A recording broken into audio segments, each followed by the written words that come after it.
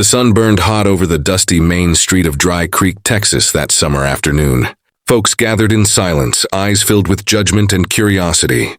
In the middle of the square stood a young woman, Clara Belle Wade, her wrists tied to a wooden post, her face streaked with tears and dust.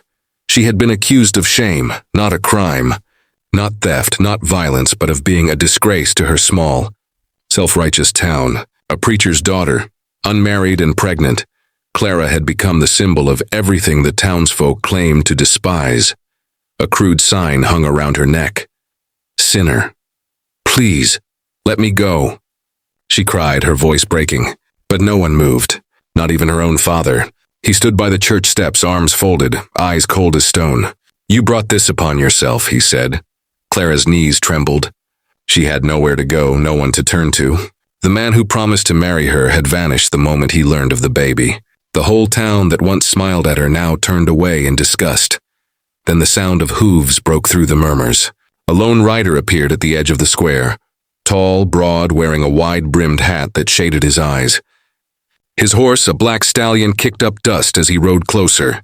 It was Elias Boone, a cowboy known across the county as a drifter, strong, silent, and rumored to have once saved a sheriff's son from a flash flood. Few knew where he came from. Fewer dared to question him. He dismounted slowly, his boots hitting the ground with quiet authority. The crowd parted. "What's this?" Elias asked, his voice low but steady. The preacher stepped forward, puffing his chest. "Justice," he said. "A girl like her must be taught a lesson." Elias's eyes met Clara's. She looked small, terrified, her lip trembling.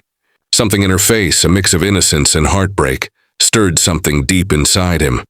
"Untie her," he said. The preacher scoffed. "This is none of your concern, cowboy." Elias's jaw clenched. "It is now." The crowd fell silent. No one dared to challenge him. Slowly, he stepped forward, drew his knife and cut the ropes binding Clara's wrists. Her arms fell limp as she sobbed softly. Elias threw the sign that read "Sinner" into the dirt and crushed it beneath his boot. "You should all be ashamed," he said, glaring at the crowd. "Not her." With that, he gently helped Clara onto his horse and rode away before anyone could stop him. For hours, they rode across the open plains. Clara didn't speak, afraid of what would come next. When they finally stopped near a quiet creek surrounded by willows, Elias helped her down. "You're safe now," he said quietly. "Why?" she asked, her voice shaking. "Why would you help me?" He looked at her for a long moment. "Because I've seen what cruelty does to good people. You don't deserve this." They built a small fire and shared a simple meal. She told him everything, the lies, the shame, the loneliness. He listened, not once interrupting. When she cried, he offered her his handkerchief, rough but clean. Days passed, and Elias led her to his ranch on the outskirts of the desert. It was modest, a wooden cabin, a few cattle, and wide open land.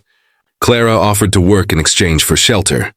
He agreed, though she noticed he never let her do the heavier chores, always watching out for her without saying much. At night, she would sit by the fire, sewing tiny clothes for her unborn baby. Elias would carve wood quietly beside her, occasionally glancing up to make sure she was warm. One evening, she asked softly, "Do you think God can forgive me?"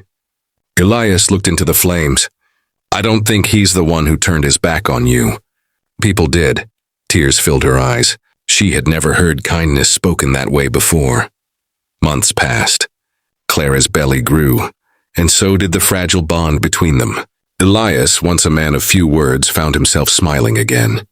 He'd bring her fresh milk in the mornings or wildflowers when he came back from the fields. When winter came, Clara went into labor.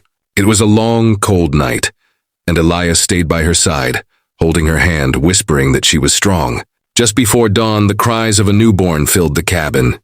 "It's a girl," Elias said, his voice breaking for the first time. "She's perfect." Clara looked at him through tears. "Thank you," she whispered. "For everything."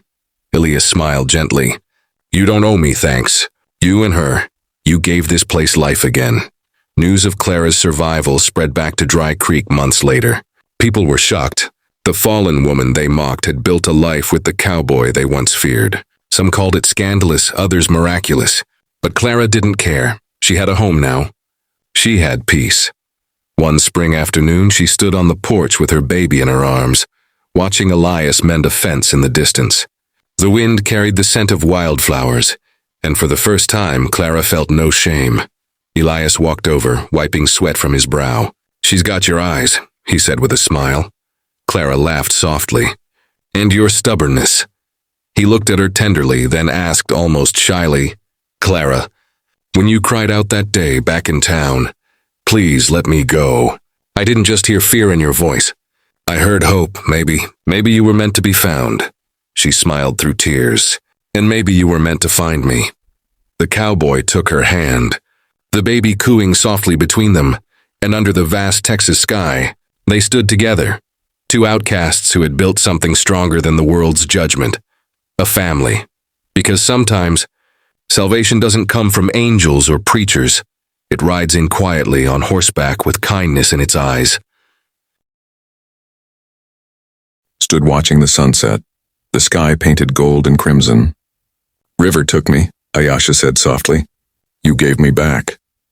He looked at her, eyes warm. "You saved me too, Ayesha, just different way." The wind carried their laughter across the plains. Years later, travelers still spoke of the rancher and the Lakota woman who lived by the river. A love born from mercy, not desire. A union stronger than blood. When storms raged, people said their spirits guarded the valley, keeping it calm. The cabin stood old but sturdy, the bracelet hanging by the hearth. In a world torn by greed and hate, their story lingered, a reminder that kindness can bloom even in the harshest frontier. And somewhere where the river runs quiet beneath the stars, two souls finally found their peace. The storm tore across the Dakota plains as Samuel Tate, a lonely rancher, rode beside the raging river. Through the rain, he spotted something drifting, long black hair tangled in the current. Without thinking, he leapt from his horse, plunging into the icy water. His arms caught the limp body of a young Lakota woman, blood seeping from her shoulder. He dragged her to shore, heart pounding, and carried her back to his cabin. Inside, he wrapped her in blankets, hands shaking as he lit the fire. "You'll make it," he whispered, though he wasn't sure he believed it. By dawn, her breathing steadied. When she opened her eyes, she saw a stranger, tall, rugged, and kind-eyed. "You're safe," Samuel said softly. She flinched, whispering her name, Ayesha. Through broken words, he learned soldiers had raided her tribe, leaving her wounded and adrift. Days passed as he tended her wound, brought food, and built quiet trust. Though they barely spoke the same tongue, something unspoken grew between them, respect and the fragile start of peace.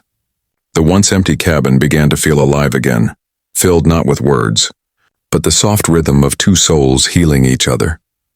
One afternoon, soldiers appeared searching for a runaway native.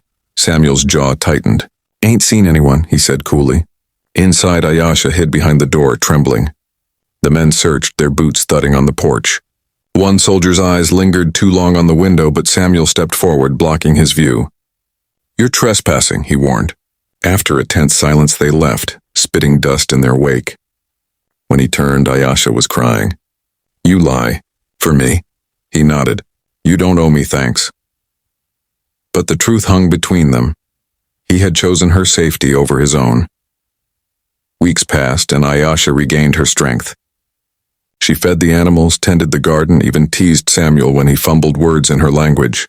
He hadn't laughed in years, but now he did, softly, freely. At night, they sat by the fire, trading stories with gestures and smiles. When a storm rattled the roof, she rested near him, unafraid. The bond between them deepened, not of need, but of quiet understanding. Outside, the wild plains howled. Inside, the cabin glowed with warmth, two hearts finding shelter not just from the weather, but from the loneliness that once defined them. When spring came, the river ran calm again, the same river that had once nearly taken her life. Ayesha stood by the water, the sun on her face. Samuel joined her, silent. "You saved me," she said softly. He shook his head. "We saved each other." Years later, travelers spoke of a rancher and a Lakota woman who lived in peace by the river. Their love whispered through the plains like wind through the grass. Their story became legend, a reminder that even in a cruel, divided land, Kindness could still build a home that time would never break.